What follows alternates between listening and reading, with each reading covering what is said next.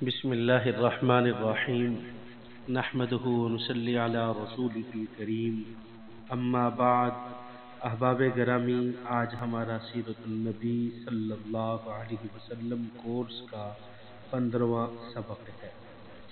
اور آج ہمارے اس 15ویں سبق کا عنوان جو ہم نے آج سبق شروع کرنا ہے، یہ ہجرت کا 8واں سال یہاں سے شروع کرنا ہے۔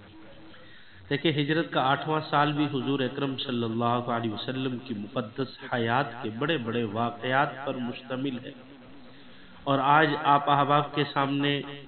چند وہ واقعات جو اہمیت کے حامل ہیں اور شہرت پذیر ہیں،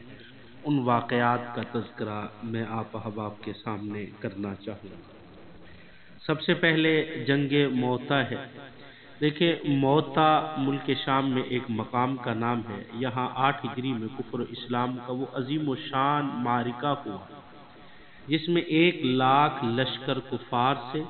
صرف 3,000 جانثار مسلمانوں نے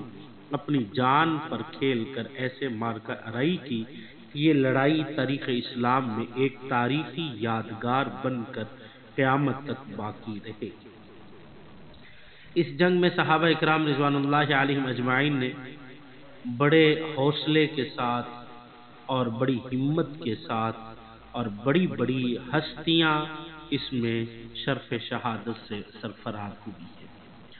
آپ صلی اللہ علیہ وسلم نے 3,000 مسلمانوں کا لشکر تیار فرمایا اور اپنے دست مبارک سے سفید رنگ کا جھنڈا باندھ کر حضرت زید بن حارثہ کے ہاتھ میں دیا اور ان کو اس فوج کا سپہ سالار بنایا، اور ارشاد فرمایا کہ اگر زید بن حارثہ شہید ہو جائے تو جعفر کو سپہ سالار بنایا جائے، جب وہ بھی شہید ہو جائے تو اس جھنڈے کے علم بردار حضرت عبداللہ بن رواح ہوں گے۔ تو ان کے بعد لشکر اسلام جس کو منتخب کرے وہ لشکر سالار ہوں گے۔ اس لشکر کو رخصت کرنے کے لیے خود رسول اللہ صلی اللہ علیہ وسلم مدینہ سے کچھ آگے ثنیۃ الوداع کے مقام تک تشریف لے گئے۔ لشکر کے سپہ سالار کو حکم فرمایا کہ تم تمام قاصد حضرت حارث بن عمیر کی شہادت گاہ میں جاؤ، جہاں اس جانثار نے ادائے فرض میں اپنی جان دی۔ پہلے وہاں کے کفار کو اسلام کی دعوت دو، اگر وہ اسلام قبول کر لیں تو وہ تمہارے اسلامی بھائی ہیں، وگرنہ تم اللہ عز و جل کی مدد طلب کرتے ہوئے ان سے جہاد کرو۔ جب لشکر چل پڑا تو مسلمانوں نے بلند آواز سے یہ آواز دی، خدا سلامت اور کامیابی کے ساتھ واپس لائے۔ جب یہ فوج مدینہ سے کچھ دور آگے نکل گئی تو خبر ملی کہ خود قیصر روم مشرکین کی 1,00,000 فوج لے کر بلقاء کی سرزمین پر خیمہ زن ہو گیا ہے۔ یہ خبر پا کر امیر لشکر حضرت زید بن حارثہ نے اپنے لشکر کو پڑاؤ کا حکم دے دیا اور ارادہ کیا کہ بارگاہ رسالت میں اس کی اطلاع دی جائے اور حکم کا انتظار کیا جائے، مگر حضرت عبداللہ بن رواح رضی اللہ تعالی عنہ نے فرمایا، ہمارا مقصد فتح یا مال غنیمت نہیں، بلکہ ہمارا مطلوب تو شہادت ہے۔ نہ مال غنیمت نہ کشور کشائی، شہادت ہے مقصود و مطلوب مومن۔ اور یہ بلند مقصد ہر وقت اور ہر حالت میں ایک مومن کا ہی ہو سکتا ہے۔ حضرت عبداللہ بن رواح کی یہ تقریر سن کر ہر مجاہد جوش جہاد کے جذبے سے سرشار ہو گئے، اور مجاہدین اسلام موتا کی سرزمین میں داخل ہو گئے۔ وہاں پہنچ کر دیکھا کہ واقعی ایک بہت بڑا لشکر ریشمی دریاں بچھائے ہوئے اور بڑی تیاریوں کے ساتھ جنگ کے لیے کھڑے ہیں۔ 1,00,000 سے زائد کا لشکر، بھلا 3,000 کیا مقابلہ کریں گے، مگر مسلمان اللہ عز و جل کے بھروسے پر مقابلے کے لیے ڈٹ گئے۔ تو اس جنگ میں جو 12 معزز صحابہ اکرام رضوان اللہ علیہم اجمعین شہید ہوئے، وہ ان کے نام میں ذکر کر دیتا ہوں۔ حضرت جعفر بن ابی طالب رضی اللہ تعالی عنہ، حضرت زید بن حارثہ رضی اللہ تعالی عنہ، حضرت مسعود بن اوس رضی اللہ تعالیٰ عنہ، حضرت عبداللہ بن رواحہ رضی اللہ تعالیٰ عنہ، حضرت عبید بن قیس رضی اللہ تعالیٰ عنہ، حضرت وہب بن سعد رضی اللہ تعالیٰ عنہ، حضرت سراقہ بن عمر رضی اللہ تعالیٰ عنہ، اور حضرت حارث بن نعمان رضی اللہ تعالیٰ عنہ، اور حضرت جابر بن عمر، اور حضرت ابو کلیب بن عمر، اور حضرت ہوبجہ زبی رضی اللہ تعالیٰ عنہ، اور حضرت عمر بن سعد رضی اللہ تعالیٰ عنہ۔ اسلامی لشکر نے بہت سے کفار کو قتل کیا اور کچھ مال غنیمت بھی حاصل کیا اور سلامتی کے ساتھ مدینہ واپس آ گیا۔ جنگ موتا کی مارکہ آرائی میں جب گھمسان پڑا تو حضور اکرم صلی اللہ علیہ وسلم نے مدینہ سے میدان جنگ کو دیکھ لیا اور آپ کی نگاہوں سے تمام حجابات اس طرح اٹھ گئے کہ میدان جنگ کی ایک ایک چیز آپ کی نگاہ نبوت میں ہے۔ حضرت امام بخاری رحمہ اللہ کی ایک روایت ہے، وہ فرماتے ہیں کہ حضرت زید، حضرت جعفر، حضرت عبداللہ بن رواحہ کی شہادتوں کی خبر آپ نے میدان جنگ سے خبر آنے سے قبل ہی اپنے صحابہ کو سنا دی۔ آپ صلی اللہ علیہ وسلم نے انتہائی غم و رنج کی حالت میں صحابہ کے بھرے مجمع میں یہ ارشاد فرمایا کہ زید نے جھنڈا لیا، وہ بھی شہید ہو گئے، پھر جعفر نے جھنڈا لیا، وہ بھی شہید ہو گئے، عبداللہ بن رواحہ علم بردار بنے اور وہ بھی شہید ہو گئے، یہاں تک کہ جھنڈے کو خدا کی تلواروں میں سے ایک تلوار یعنی خالد بن ولید نے اپنے ہاتھوں میں لیا اور حضور اکرم صلی اللہ علیہ وسلم کو یہ خبریں سنا رہے ہیں اور آپ کی آنکھوں سے آنسو جاری ہو رہے ہیں۔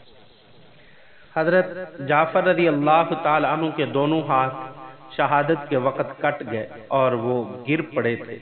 حضور اکرم صلی اللہ علیہ وسلم نے ان کے بارے میں ارشاد فرمائے کہ اللہ تعالیٰ نے حضرت جعفر کو ان کے دونوں ہاتھوں کے بدلے 2 بازو عطا فرمائے جن سے وہ اڑ اڑ کر جنت میں جہاں چاہتے ہیں چلے جاتے ہیں۔ یہی وجہ ہے کہ حضرت عبداللہ بن عمر رضی اللہ تعالی عنہ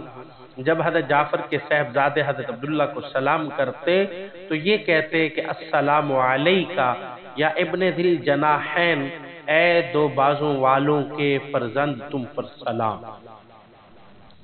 اس طریقے سے کہا کرتے تھے۔ یہ غزوہ موتا کا مختصر سا تعارف میں آخر میں بیان کر دیتا ہوں۔ دیکھیں غزوہ موتا، یہ موتا ملک شام میں ایک شہر ہے بلقاء کے مضافات میں بیت المقدس سے تقریباً کچھ فاصلے پر یہ ایک مقام ہے۔ تقریباً یہ فاصلہ بیت المقدس سے 70-80 کلومیٹر کے فاصلے پر ہے، اور یہاں مسلمانوں اور رومیوں کے درمیان ایک بہت بڑی جنگ ہوئی ہے، اور اس جنگ کی وجہ اور سبب اور باعث یہ ہوا کہ عمر بن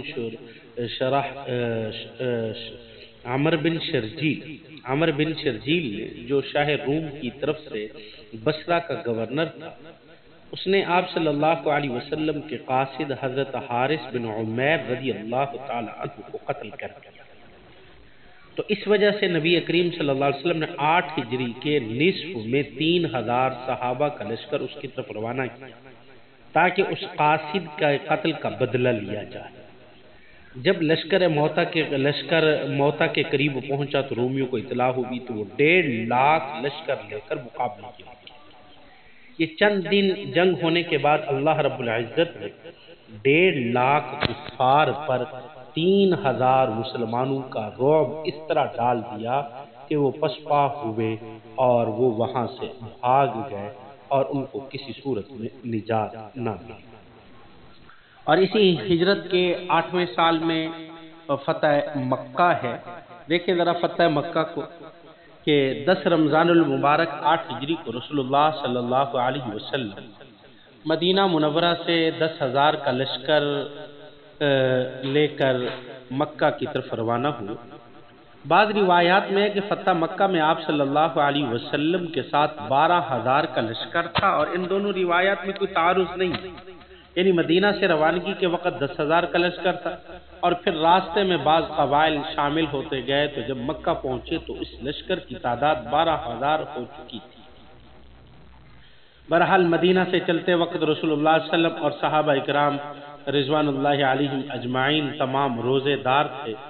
جب آپ راستے میں مقام قدید میں پہنچے تو پانی مانگا اور اپنی سواری پر بیٹھے ہوئے پورے لشکر کو دکھا کر آپ نے پانی نوش فرمایا اور سب کو روزہ چھوڑنے کا حکم دیا۔ آپ اور آپ کے اصحاب نے سفر اور جہاد میں ہونے کی وجہ سے اپنا روزہ موقوف کر دیا۔ جب رسول اللہ صلی اللہ علیہ وسلم مقام جحفہ میں پہنچے تو وہاں رسول اللہ صلی اللہ علیہ وسلم کے چچا حضرت عباس اپنے اہل و عیال کے ساتھ حضور صلی اللہ علیہ وسلم کی خدمت میں حاضر ہوئے، اور یہ مسلمان ہو کر آئے ہوئے تھے، بلکہ اس سے بہت پہلے مسلمان ہو چکے تھے اور حضور صلی اللہ علیہ وسلم کی مرضی سے مکہ میں مقیم تھے، اور حجاج کو پانی پلانے کا معزز عہدہ ان کے پاس تھا۔ آپ صلی اللہ علیہ وسلم کے ساتھ میں حضور کے چچا حضرت حارث بن عبد المطلب کے فرزند جن کا نام ابو سفیان تھا، اور حضور صلی اللہ علیہ وسلم کی پھوپھی ذات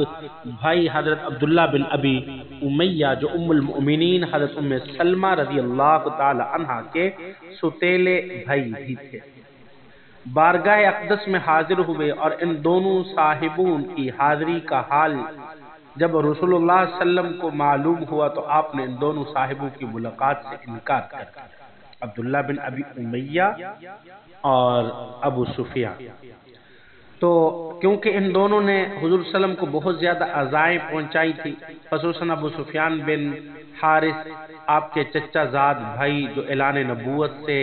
پہلے آپ کے انتہائی جانثاروں میں سے تھے، مگر اعلان نبوت کے بعد انہوں نے اپنے قصیدوں میں اتنی شرمناک اور بےہودہ حجب رسول اللہ صلی اللہ علیہ وسلم کی کر ڈالی کہ آپ کا دل زخمی ہو گیا تھا، اس لیے آپ ان دونوں سے انتہائی ناراض اور بیزار تھے، مگر حضرت ام سلمہ رضی اللہ تعالی عنہا نے ان دونوں کا قصور معاف کرنے کے لیے بہت ہی پرزور سفارش کی، اور ابو سفیان بن حارث نے یہ کہہ دیا اگر رسول صلی اللہ علیہ وسلم نے میرا قصور معاف نہ فرمایا تو میں اپنے چھوٹے چھوٹے بچوں کو لے کر عرب کے ریگستان میں چلا جاؤں گا تاکہ وہاں بغیر دانا پانی کے بھوک و پیاس سے تڑپ تڑپ کر میں اور میرے سب بچے مر کر فنا ہو جائیں۔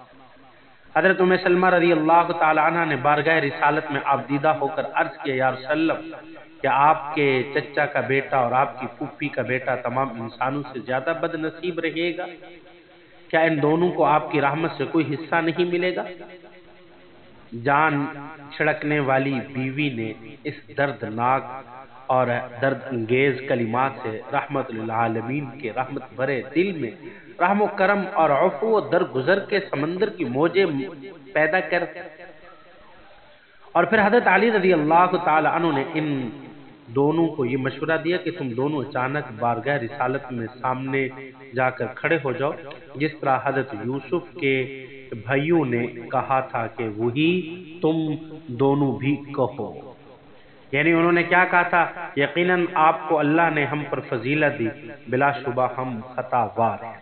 چنانچہ ان دونوں صاحبوں نے بارگاہ رسالت میں ناگہاں حاضر ہو کر یہی کہا، ایک دم رحمت عالم وسلم کی رحمت اور آپ صلی اللہ علیہ وسلم کے کرم کے ستارے چمکنے لگے۔ آپ نے ان کے جواب میں بیانی وہی جملہ اپنی زبان اقدس سے ارشاد فرمایا جو حضرت یوسف علیہ السلام نے اپنے بھائیوں کے لیے فرمایا کہ آج تم سے کوئی مواخذہ نہیں ہے، اللہ تمہیں بخش دے، وہ ارحم الراحمین ہے، یغفر اللہ لکم وہو ارحم الراحمین، کہ اللہ ارحم الراحمین ہے۔ ابو سفیان بن حارث نے تاجدار دو عالم صلی اللہ علیہ وسلم کی مدح میں اشعار لکھے، اور زمانہ جاہلیت کے دور میں جو کچھ آپ کی حجب میں لکھا تھا اس کی معذرت کی، اور اس کے بعد عمر بھر نہایت سچے اور ثابت قدم مسلمان رہے، مگر حیا کی وجہ سے رسول اللہ صلی اللہ علیہ وسلم کے سامنے کبھی سر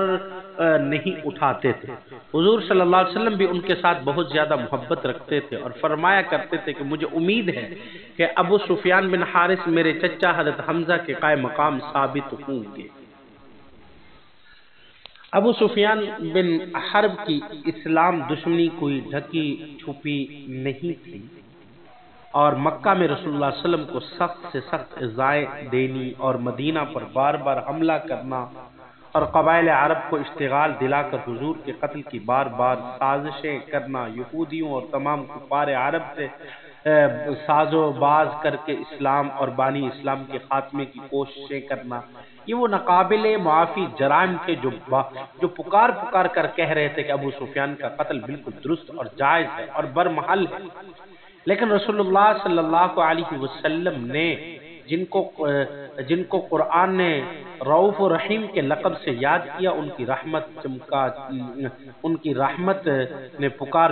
کر ابو سفیان کے کان میں کہہ رہی تھی کہ اے مجرم مت ڈر، یہ دنیا کے سلاطین کا دربار نہیں ہے بلکہ یہ رحمت للعالمین کا دربار رحمت ہے۔ بخاری شریف کی روایت میں یہی آتا ہے کہ ابو سفیان آپ صلی اللہ علیہ وسلم کی خدمت میں حاضر ہوئے اور اسلام قبول کر لیا، اس لیے حضرت ابو سفیان کی جان بچ گئی۔ دراصل جب جناب رسول اللہ صلی اللہ علیہ وسلم مدینہ سے مکہ کی طرف لشکر کے ساتھ روانہ ہوئے تھے تو قریش کو پہلے ہی معلوم ہو چکا تھا کہ مدینہ سے فوجیں آ رہی ہیں، لیکن انہوں نے صورتحال کو معلوم کرنے کے لیے ابو سفیان بن حرب، حکیم بن حزام اور بدیل بن ورقا کو اپنا جاسوس بنا کر بھیجا، اور حضرت عباس بے حد فکر مند ہو کر قریش کے انجام پر افسوس کر رہے تھے۔ وہ یہ سوچتے تھے کہ اگر رسول اللہ صلی اللہ علیہ وسلم اتنے عظیم لشکر کے ساتھ مکہ میں فاتحانہ داخل ہوئے تو آج قریش کا خاتمہ ہو جائے گا۔ وہ رات کے وقت رسول اللہ صلی اللہ علیہ وسلم کے سفید خچر پر سوار ہو کر اس ارادے سے مکہ چلے کہ قریش کو اس خطرے سے آگاہ کر کے انہیں آمادہ کرے کہ چل کر رسول اللہ صلی اللہ علیہ وسلم سے معافی مانگ کر صلح کر لو، وگرنہ تمہاری خیر نہیں۔ مگر بخاری کی روایت میں کہ قریش کو یہ خبر تو مل گئی کہ رسول اللہ صلی اللہ علیہ وسلم مدینہ سے روانہ ہو گئے، مگر انہیں یہ پتہ نہیں تھا کہ آپ کا لشکر مر الزہران تک آ گیا ہے۔ اس لیے ابو سفیان بن حرب اور حکیم بن حزام اور بدیل بن ورقا اس تلاش و جستجو میں نکلے کہ رسول اللہ صلی اللہ علیہ وسلم کا لشکر کہاں ہے۔ جب یہ تینوں حضرات مر الزہران کے قریب پہنچے تو دیکھا کہ میلوں تک آگ جل رہی ہے۔ یہ منظر دیکھ کر یہ تینوں حیران رہ گئے، اور ابو سفیان بن حرب نے کہا کہ میں نے تو زندگی میں کبھی اتنی دور تک پھیلی ہوئی آگ اس میدان میں جلتے ہوئے نہیں دیکھی۔ آخر یہ کون سا قبیلہ ہے؟ بدیل بن ورقا نے کہا کہ بنو عامر معلوم ہوتے۔ ابو سفیان نے کہا نہیں، بنو عامر اتنی کثیر تعداد میں کہاں ہیں جو ان کی آگ سے مر زہران کا پورا میدان بھر جائے۔ بہرحال حضرت عباس کی ان تینوں سے ملاقات ہوئی اور ابو سفیان نے پوچھا کہ اے عباس تم کہاں سے آ رہے ہیں، یہ کیسی آگ ہے؟ آپ نے فرمایا کہ یہ رسول اللہ صلی اللہ علیہ وسلم کے لشکر کی آگ ہے۔ حضرت عباس نے ابو سفیان بن حرب سے کہا کہ تم میرے خچر پر پیچھے سوار ہو جاؤ، ورنہ اگر مسلمانوں نے تمہیں دیکھ لیا تو وہ ابھی تم کو قتل کر ڈالیں گے۔ جب یہ لوگ لشکر گاہ میں پہنچے تو حضرت عمر اور دوسرے چند صحابہ جو لشکر گاہ کا پہرا دے رہے تھے ابو سفیان کو دیکھ لیا، اور حضرت عمر اپنے جذبہ انتقام کو ضبط نہ کر سکے اور ابو سفیان کو دیکھتے ہی ان کی زبان سے نکلا ارے یہ تو خدا کا دشمن ابو سفیان ہے۔ دوڑتے ہوئے بارگاہ رسالت میں پہنچے اور عرض کیا کہ یا رسول اللہ ابو سفیان ہاتھ آ گیا، اگر اجازت ہو تو میں اس کا سر اڑا دوں۔ اتنے میں حضرت عباس رضی اللہ تعالی عنہ بھی ان تینوں مشرکوں کو ساتھ لیے آپ صلی اللہ علیہ وسلم کی دربار میں حاضر ہوئے اور ان لوگوں کی جان بخشی کی سفارش پیش کی اور یہ کہا یا رسول اللہ میں نے ان سبوں کو امان دے دی ہے۔ تو رسول اللہ صلی اللہ علیہ وسلم نے ان کے اسلام کو قبول فرما لیا، ان تینوں حضرات کے اسلام کو قبول فرما لیا۔ تو ایک روایت میں آتا ہے کہ حکیم بن حزام اور بدیل بن ورقا تو فوراً رات ہی کو اسلام قبول کر لیا تھا اور ابو سفیان نے صبح کو کلمہ پڑھا۔ آپ صلی اللہ علیہ وسلم مکہ کے سرزمین پر جب آپ نے قدم رکھا تو پہلا فرمان جاری فرمایا کہ یہ اعلان فرمایا کہ جس کے لفظ میں رحمتوں کے دریا موجیں مار رہے تھے کہ جو شخص اپنے ہتھیار ڈال دے اس کے لیے امان ہے، اور جو شخص اپنا دروازہ بند کر لے اس کے لیے امان ہے، اور جو کعبہ میں داخل ہو جائے اس کے لیے امان ہے۔ اس موقع پر حضرت عباس نے عرض کیا کہ یا رسول اللہ ابو سفیان ایک فخر پسند آدمی ہے، اس کے لیے بھی کوئی ایسی امتیازی بات فرما دے کہ اس کا سر فخر سے اونچا ہو جائے۔ تو آپ صلی اللہ علیہ وسلم نے فرما دیا کہ جو ابو سفیان کے گھر میں داخل ہو جائے اس کے لیے امان ہے۔ اس کے بعد ابو سفیان مکہ میں بلند آواز سے پکار کر اعلان کرنے لگا، اے قریش، محمد صلی اللہ علیہ وسلم اتنا بڑا لشکر لے کر آ گئے ہیں، اس کا مقابلہ کرنے کی کسی میں بھی طاقت نہیں ہے، جو ابو سفیان کے گھر میں داخل ہو جائے اس کے لیے امان۔ ابو سفیان کی یہ آواز اور کی زبان سے یہ کم ہمتی کی بات سن کر ان کی بیوی ہند بنت عتبہ جل بھن کر کباب ہو گئی اور تیش میں آ کر ابو سفیان کی مونچھوں سے پکڑ لیا اور چلا کر کہنے لگے، اے بنی کنانہ، اس کم وقت کو قتل کر دو، یہ کیسی بزدلی اور کیسی ہمت دکھا رہا ہے۔ ابو سفیان نے بتایا، ابو سفیان نے کہا کہ محمد صلی اللہ علیہ وسلم نے ان لوگوں کو امان بھی دے دیے جو اپنے دروازہ بند کر دیں اور مسجد حرام میں داخل ہو جائیں یا اپنے ہتھیار ڈال دیں۔ اور ابو سفیان کا یہ بیان سن کر کوئی لوگ تو ابو سفیان کے گھر میں چلے گئے اور کوئی مسجد کی طرف بھاگے اور کوئی اپنے ہتھیار زمین پر رکھ کر کھڑے ہوئے۔ اور اسی طریقے سے بخاری شریف کی روایت ہے کہ حضور اکرم صلی اللہ علیہ وسلم فتح مکہ کے دن حضرت علی کی بہن حضرت ام ہانی بن ابی طالب کے مکان پر تشریف لے گئے، وہاں غسل فرمایا اور پھر 8 رکعت نماز چاشت پڑھی، اور یہ نماز بہت ہی مختصر طور پر ادا فرمائی لیکن رکوع سجدے مکمل طور پر ادا فرمائے۔ اور ایک روایت میں یہ بھی آتا ہے کہ آپ صلی اللہ علیہ وسلم نے حضرت ام ہانی سے فرمایا کہ کیا گھر میں کچھ کھانا بھی ہے؟ انہوں نے عرض کیا کہ یا رسول اللہ، خشک روٹی کے چند ٹکڑے ہیں، مجھے بڑی شرم ہو رہی ہے کہ اس کو آپ کے سامنے پیش کر دو۔ ارشاد فرمایا کہ لاؤ۔ پھر آپ نے اپنے دست مبارک سے ان خشک روٹیوں کو توڑا اور پانی میں بھگو کر نرم کیا، اور حضرت ام ہانی نے ان روٹیوں کے سالن کے لیے نمک پیش کیا تو آپ صلی اللہ علیہ وسلم نے فرمایا کہ کیا کوئی سالن گھر میں نہیں؟ انہوں نے کہا کہ میرے گھر میں سرکے کے سوا کچھ بھی نہیں ہے۔ آپ نے فرمایا کہ سرکہ لاؤ۔ آپ نے سرکہ کو روٹی پر ڈالا اور تناول فرما کر اللہ کا شکر ادا کیا اور ساتھ فرمایا کہ سرکہ بہترین سالن ہے، جس گھر میں سرکہ ہوگا اس گھر والے محتاج نہیں ہوں گے۔ حضرت ام ہانی رضی اللہ تعالی عنہ نے عرض کیا کہ یا رسول اللہ، میں نے حارث بن حشام یعنی ابو جہل کے بھائی اور حارث بن حشام اور زہیر بن امیہ کو امان دے دی ہے، لیکن میرے بھائی حضرت علی ان دونوں کو اس جرم میں قتل کرنا چاہتے ہیں کہ ان دونوں نے حضرت خالد بن ولید کی فوج سے جنگ کی ہے۔ تو حضور صلی اللہ علیہ وسلم نے فرمایا کہ اے ام ہانی، جس کو تم نے امان دے دی اس کے لیے ہماری طرف سے بھی امان ہے۔ فتح مکہ کے دوسرے دن بھی آپ صلی اللہ علیہ وسلم نے ایک خطبہ دیا جس میں حرم کعبہ کے احکام، آداب کی تعلیم دی اور حرم میں کسی کا خون بہانا، جانوروں کو مارنا، شکار کرنا، درخت کاٹنا، اذخر کے گھاس کے علاوہ کوئی گھاس کاٹنا، یہ سب حرام قرار دیا۔ اور اللہ عز و جل نے گھڑی بھر کے لیے اپنے رسول کو حرم میں جنگ کرنے کی اجازت دی، پھر قیامت تک کے لیے کسی کو حرم میں جنگ کی اجازت نہیں ہے۔ اللہ عز و جل نے اس کو حرم بنا دیا ہے، نہ مجھ سے پہلے کسی کے لیے اس شہر میں خون ریزی حلال کی گئی اور نہ میرے بعد قیامت تک کے لیے کسی کے لیے حلال کی گئی ہے۔ انصار نے قریش کے ساتھ جب رسول اللہ صلی اللہ علیہ وسلم کے اس کریمانہ حسن و سلوک کو دیکھا اور رسول صلی اللہ علیہ وسلم کچھ دنوں تک مکہ میں ٹھہر گئے تو انصار کو یہ خطرہ لاحق ہو گیا کہ شاید رسول صلی اللہ علیہ وسلم پر اپنی قوم اور وطن کی محبت غالب آ گئی، کہ ایسا نہ ہو کہ آپ مکہ میں اقامت فرما لیں تو ہم لوگ آپ سے دور ہو جائیں۔ جب رسول اللہ صلی اللہ علیہ وسلم کو انصار کے اس خیال کی اطلاع ہوگی تو آپ نے فرمایا معاذ اللہ،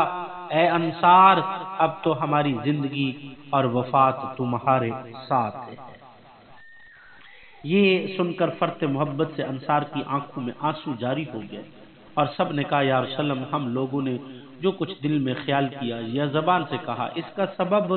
آپ کی ذات مقدسہ کے ساتھ ہمارا جذبہ عشق ہے، اس کے علاوہ ہمارا کوئی اور مقصد نہیں ہے۔ اور پھر جب مکہ فتح ہو گیا تو رسول اللہ صلی اللہ علیہ وسلم نے عام معافی کا اعلان فرما دیا تھا، مگر چند ایسے مجرم تھے کہ جن کے بارے میں تاجدار دو عالم صلی اللہ علیہ وسلم نے یہ فرمان جاری کر دیا کہ یہ لوگ اگر اسلام قبول نہ کریں تو یہ لوگ جہاں بھی ملیں قتل کر دیے جائیں، خواہ وہ بیت اللہ کے غلاف میں ہی کیوں نہ چھپ جائیں۔ ان مجرموں میں سے بعض نے تو اسلام قبول کر لیا اور بعض قتل ہو گئے، اور ان میں سے چند کا تذکرہ میں کر دیتا ہوں۔ عبد العزہ بن خطل، یہ مسلمان ہو گیا تھا۔ اس کو رسول اللہ صلی اللہ علیہ وسلم نے زکوٰۃ کے جانور وصول کرنے کے لیے بھیجا، اور ساتھ میں ایک دوسرا مسلمان بھی بھیج دیا۔ کسی بات پر دونوں میں آپس میں تکرار ہو گیا اور اس نے اس مسلمان کو قتل کر دیا، اور قصاص کے ڈر سے تمام جانوروں کو لے کر مکہ بھاگ گیا اور مرتد ہو گیا۔ فتح مکہ کے دن یہ بھی ایک نیزہ لے کر مسلمانوں سے لڑنے کے لیے گھر سے نکلا تھا، لیکن افواج مسلمان کا جلال دیکھ کر کانپ اٹھا اور نیزے کو پھینک کر بھاگ گیا اور بیت اللہ کے پردوں میں چھپ گیا۔ حضرت سعید بن حویرث مخزومی اور ابو برزہ اسلمی نے مل کر اس کو حرم میں ہی قتل کر دیا۔ دوسرے نمبر پر حویرث بن نقید، یہ شاعر تھا اور آپ صلی اللہ علیہ وسلم کی حجب لکھا کرتا تھا اور خونی مجرم بھی تھا۔ حضرت علی نے اس کو قتل کیا۔ تیسرے نمبر پر مقیس بن سبابہ، اس کو نمیلہ بن عبداللہ نے قتل کیا، یہ بھی خونی تھا۔ چوتھے نمبر پر حارث بن طلالہ، یہ بھی بڑا ہی موذی تھا، اس کو بھی حضرت علی رضی اللہ تعالی عنہ نے قتل کیا۔ پانچویں نمبر پر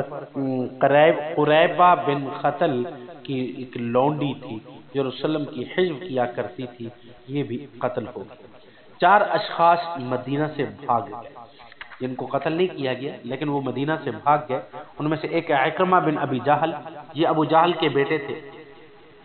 اس لیے ان کی اسلام دشمنی کا کیا کہنا، یہ بھاگ کر یمن چلے گئے، لیکن ان کی بیوی ام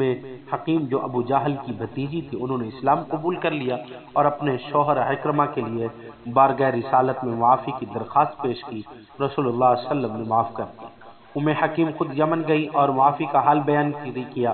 عکرمہ حیران رہ گئے اور انتہائی تعجب کے ساتھ کہا کہ مجھ کو محمد نے معاف کر دیا۔ بہرحال اپنی بیوی کے ساتھ بارگاہ رسالت میں مسلمان ہو کر حاضر ہوئے۔ رسول اللہ صلی اللہ علیہ وسلم نے جب ان کو دیکھا تو بے حد خوش ہوئے اور اس تیزی سے ان کی طرف بڑھے کہ جسد ادھر سے چادر گر پڑی۔ پھر حضرت عکرمہ نے خوشی خوشی رسول اللہ صلی اللہ علیہ وسلم کے دست حق پر آپ نے بیعت کی اور اسلام قبول کیا۔ اور دوسرے نمبر پر صفوان بن امیہ ہیں، یہ امیہ بن خلف کے بیٹے تھے، اپنے باپ امیہ کی طرح یہ بھی اسلام کے بہت بڑے دشمن تھے۔ فتح مکہ کے دن بھاگ کر جدہ چلے گئے۔ حضرت عمیر بن وہب نے دربار رسالت میں ان کی سفارش پیش کی اور عرض کیا کہ یا رسول اللہ، قریش کا ایک رئیس صفوان مکہ سے جلا وطن ہو گیا ہے۔ رسول اللہ علیہ وسلم نے بھی ان کو معاف فرما دیا اور امان کے نشان کے طور پر حضرت عمیر کو اپنا امامہ عطا فرمایا۔ وہ مقدس امامہ لے کر جدہ گئے اور صفوان کو مکہ لے کر آئے، اور صفوان جنگ حنین تک مسلمان نہیں ہوئے، لیکن اس کے بعد یہ اسلام انہوں نے قبول کر لیا۔ اور تیسرے نمبر پر کعب بن زہیر ہے، یہ 9 ہجری میں اپنے بھائی کے ساتھ مدینہ آ کر مشرف باسلام ہوئے تھے۔ اور چوتھے نمبر پر وحشی ہیں، یہ وہ وحشی ہیں کہ جنہوں نے احد میں حضرت آپ صلی اللہ علیہ وسلم کے چچا حضرت حمزہ کو شہید کر دیا تھا۔ یہ بھی فتح مکہ کے دن بھاگ کر طائف چلے گئے تھے، مگر پھر طائف کے ایک وفد کے ہمراہ رسول اللہ صلی اللہ علیہ وسلم کی خدمت میں حاضر ہو کر یہ مسلمان ہوئے۔ رسول اللہ صلی اللہ علیہ وسلم نے ان کی زبان سے اپنے چچا کے قتل کی خونی داستان سنی اور رنج و عالم میں ڈوب گئے، مگر ان کو بھی آپ نے معاف فرما دیا، لیکن یہ فرمایا کہ وحشی تم میرے سامنے نہ آیا کرو۔ حضرت وحشی کیوں؟ اس سے کہ میرے چچا کا غم تازہ ہو جاتا ہے۔ حضرت وحشی کو اس پر بے حد ملال رہتا تھا۔ جب حضرت ابوبکر صدیق رضی اللہ تعالیٰ عنہ کی خلافت کا زمانہ تھا تو مسیلمہ کذاب نے نبوت کا دعویٰ کیا اور لشکر اسلام نے اس ملعون سے جہاد کیا، تو وحشی نے اپنا نیزہ لے کر جہاد میں شامل ہوئے اور مسیلمہ کذاب کو قتل کر دیا۔ حضرت وحشی اپنی زندگی میں کہا کرتے تھے میں نے دور جہالت میں بہترین انسان کو قتل کیا اور اپنے دور اسلام میں بدترین آدمی یعنی مسیلمہ کذاب کو قتل کیا۔ اور مکہ کا انتظام پھر اس کے ذمہ تھا۔ دیکھیے ذرا، مکہ کا نظم و نسق اور انتظام چلانے کے لیے حضرت عتاب بن اسید کو مکہ کا حاکم مقرر کیا حضور نے، اور معاذ بن جبل کو اس خدمت پر مامور فرمائے کہ وہ 9 مسلم کو مسائل اور احکام کی تعلیم دیتے رہے۔ اس میں اختلاف ہے کہ فتح مکہ کے بعد کتنے دن رسول صلی اللہ علیہ وسلم مکہ میں قیام کیا۔ ابو داؤد کی روایت آتی ہے کہ 17 دن آپ مکہ میں مقیم رہے۔ دعا کیجئے کہ اللہ رب العزت ہمیں عمل کرنے کی توفیق عطا فرمائے، اللہ رب العزت ہمیں نیک اعمال کرنے کی توفیق عطا فرمائے، اور جناب رسول اللہ صلی اللہ علیہ وسلم کی سیرت پر صحیح معنی عمل کرنے کی توفیق عطا فرمائے۔ وما علینا الا البلاغ۔